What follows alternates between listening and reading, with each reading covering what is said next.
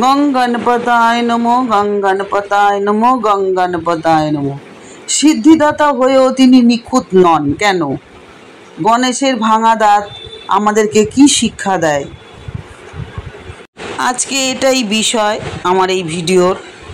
আজকেও গণেশের ওপরেই ভিডিওটা আমি আপনাদের জন্য নিয়ে এলাম, কারণ গণেশের ব্যাপারে এমন তথ্য যেগুলো আমরা অনেকেই জানি, কিন্তু বেশিরভাগ মানুষ আমরা জানি না।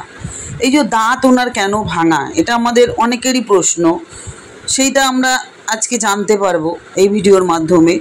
তো বন্ধুরা, আপনারা কেমন করে পুজো দিয়েছেন, কার কার বাড়িতে আজকে গণেশ পুজো হয়েছে, কারা কারা মহারাষ্ট্রে থাকেন, পুজো দেখেছেন, আমাকে কিন্তু কমেন্ট করে অবশ্যই জানাবেন, আমি খুব আনন্দ পাবো তাহলে। আর আজকে গণেশ পুজো সবাই ছোট করেও হলেও আমি জানি বাড়িতে সবাই মোদক দিয়ে, লাড্ডু দিয়ে, দুব্য দিয়ে পুজো তো করেছেনই। আজকে সবাই কম বেশি আমরা এই সিদ্ধিদাতা গণেশের আরাধনা করি, কারণ সিদ্ধিদাতা আমাদের সিদ্ধি দেন, বুদ্ধি দেন, জ্ঞান দেন, বিপদ সংকট থেকে উদ্ধার করেন। তাছাড়াও গণেশ কিন্তু আমাদের অর্থের দেবতা, ধন সম্পদ, অর্থের জন্য আমরা গণেশকে আরাধনা করি। তো গণেশ আমাদের এমন একটা ভগবান, দুঃখহর্তা, বিঘ্নহর্তা আমাদের গণেশজি। আমরা পুজো করি তাকে, আমরা সমস্ত কিছুই আমাদের সংসারের মঙ্গলের জন্য তার থেকে প্রার্থনা করতে পারি। তো বন্ধুরা, আমি শুরু করার আগে বলবো, নতুন হয়ে থাকলে অবশ্যই আমার চ্যানেলটা সাবস্ক্রিপশন করে পাশে থাকুন, সকলের সাথে শেয়ার করুন, লাইক ও কমেন্ট করুন, আর বলবো অল বাটনে প্রেস করে রাখুন, তাহলে আমি ভিডিও দিলেই তৎক্ষণাৎ আপনারা এরকম মোটিভেশনের সুন্দর সুন্দর ভিডিও পেয়ে যাবেন। তো চলুন আজকে সোজা চলে যাই গণেশের বিষয়, যে গণেশের কেন দাঁত ভাঙা, সিদ্ধিদাতা গণেশ হোক কেন উনি নিখুঁত নন, আর এই দাঁত ভাঙাটা আমাদেরকে কি শিক্ষা দেয়, সেটাই আজকে আমরা এই ভিডিওর মাধ্যমে জানব।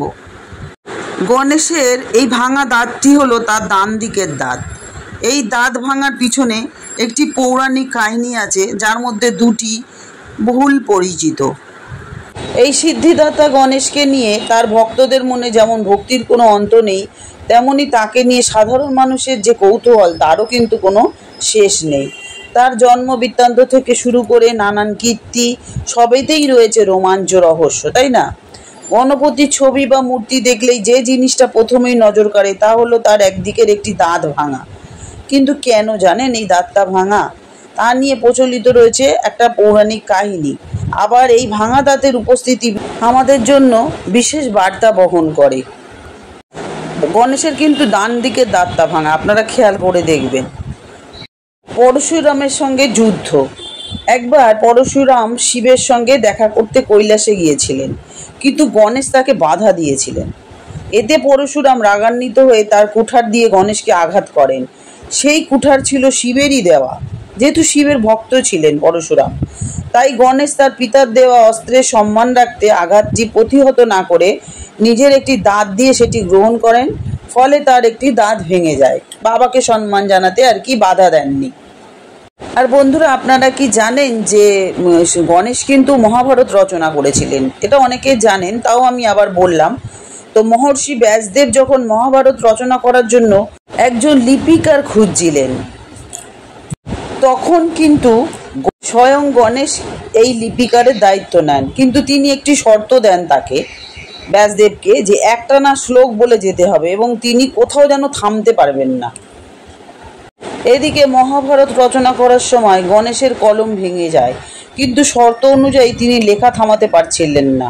তাই তিনি নিজের একটি দাঁত ভেঙে তাতে কালি ব্যবহার করে মহাভারত লেখা সম্পন্ন করেন। কত রোমাঞ্চ গল্প, দেখুন কত ভালো লাগে শুনতে, ভাবতেও।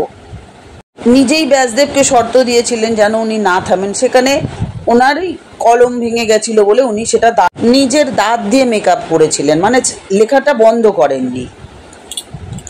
গণেশের এই যে দাঁত ভাঙা, তার তাৎপর্য কিন্তু একটা আছে। এটা কিসের প্রতীক আমরা একটু জেনে নিই। মহাভারত রচনার জন্য গণেশের নিজের দাঁত ভেঙে ফেলার কাহিনীটা আসলে ত্যাগ এবং নিঃস্বার্থ সেবার প্রতীক। নিজের দাঁত দিয়েও তিনি সেটা করেছিলেন, তাই জন্য উনি কতটা ত্যাগ করেছিলেন। তাছাড়াও জ্ঞান ও সৃষ্টির স্বার্থে তিনি ব্যক্তিগত আরাম বা অঙ্গহানিকে তুচ্ছ মনে করেছিলেন, মানে সবার স্বার্থে উনি ওনার দাঁত নষ্ট করে দিয়েছিলেন। দেখুন ছবিতে ভাঙা দাঁত দেখা যাচ্ছে। জ্ঞান এবং প্রজ্ঞার প্রতীক। গণেশের এই রূপটি জ্ঞানের দেবতা হিসাবে তার পরিচয়কে আরও দৃঢ় করে।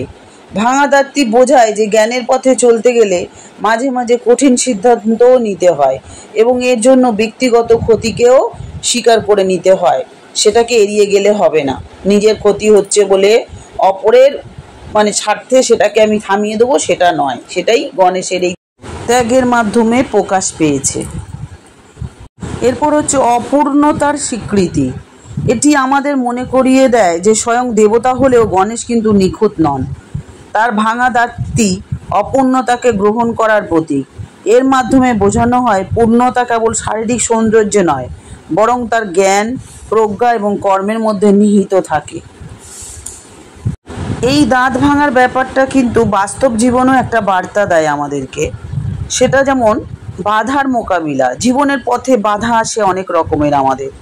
গণেশ যেমন পরশুরামের কুঠারের আঘাতকে তার দাঁত দিয়ে প্রতিরোধ করার চেষ্টা করেছিলেন, তেমনই আমাদেরও বাধা এলে ধৈর্য এবং সাহসের সঙ্গে তাকে সবসময় মোকাবিলা করতে হবে। গণেশ সেটা আমাদেরকে শিখিয়ে গেছেন, জ্ঞান দিয়ে গেছেন। উনি হচ্ছেন সিদ্ধিদাতা, জ্ঞানের দেবতা আমাদের। আর লক্ষ্য অর্জনে দৃঢ়তা, এটাও আমরা পাই এখান থেকে। যেমন মহাভারত লেখার কাহিনী থেকে আমরা শিখি যে কোনো বড় লক্ষ্য অর্জনের জন্য যদি আমাদের সামান্য কিছুও ত্যাগ করতে হয়, তবে তা করা উচিত। নিজের লক্ষ্য পূরণের জন্য আমাদেরকে দৃঢ় প্রতিজ্ঞ এবং অবিচল থাকতে হবে সবসময় নিজের কাজের প্রতি। অপূর্ণতাকে গ্রহণ। আমাদের সকলের জীবনেই কিছু না কিছু অপূর্ণতা থাকে। গণেশের ভাঙা দাঁত আমাদের শেখায় যে এই অপূর্ণতাগুলিকে লজ্জা বা দুর্বলতা হিসাবে না দেখে সেগুলিকে আমাদের শক্তির উৎস হিসাবে গ্রহণ করতে হবে।